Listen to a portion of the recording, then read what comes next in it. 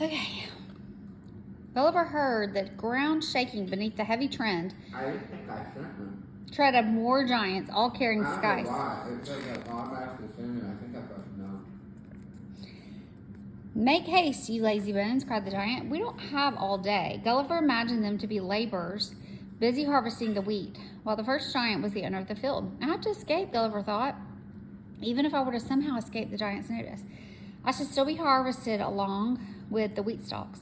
So he ran toward the edge of the field, where he found an immense ditch. To Gulliver, it looked like an endless river. I'll never be able to cross it, a doctor realized as he looked at the rocks visible over the water, which easily as large as English Hill. The laborers were striding closer and closer. I'm trapped, Gulliver thought, and began to cry at the thought of dying then and there.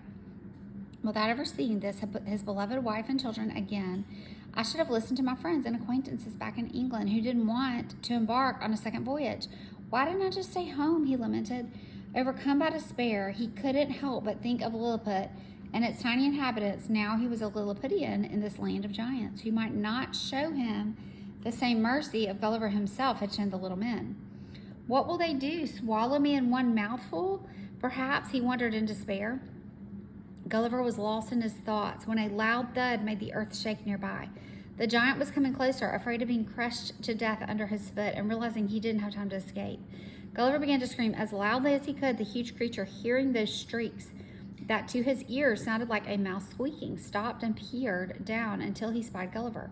He stood for what seemed like an eternity, examining the little man, who must have been the strangest thing he had ever seen. Perhaps afraid the tiny creature might escape, the giant grabbed him by the coat with his fingertips, raising him up in the air to see him better.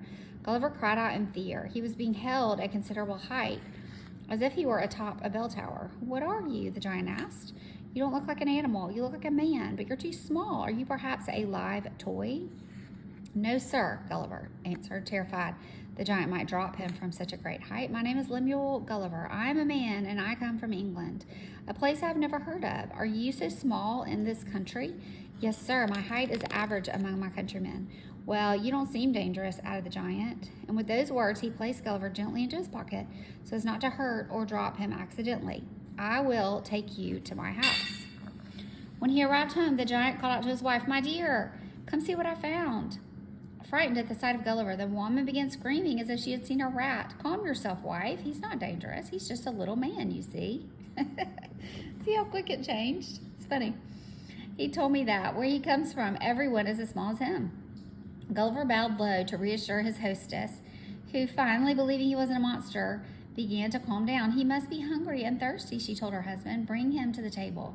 Dinner's almost ready. Obeying his wife, the giant placed Gulliver on the kitchen table, which was set for a feast. Gulliver walked back and forth between plates as long as two warships, endless silverware, glasses as large as cisterns, and chicken legs. He could feed 10 English families, bread loaves the size of hills, cherries the size of carriage wheels.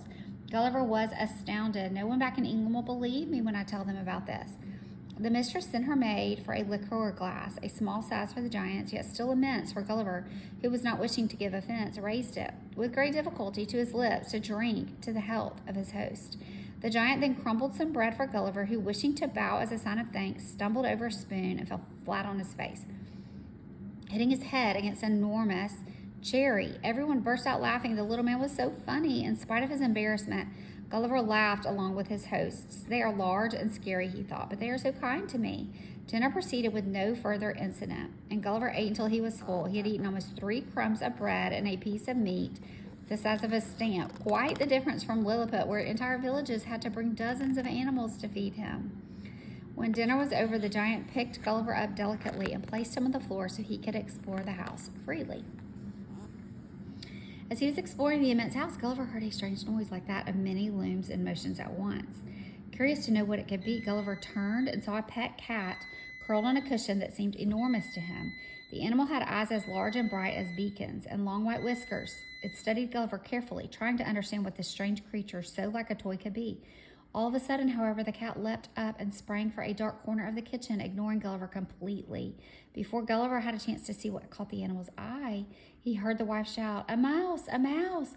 Looking over, he saw the mouse had scared the woman and attracted the cat's attention. There were mice in England, too, of course, and Gulliver was used to seeing them in ships' holds.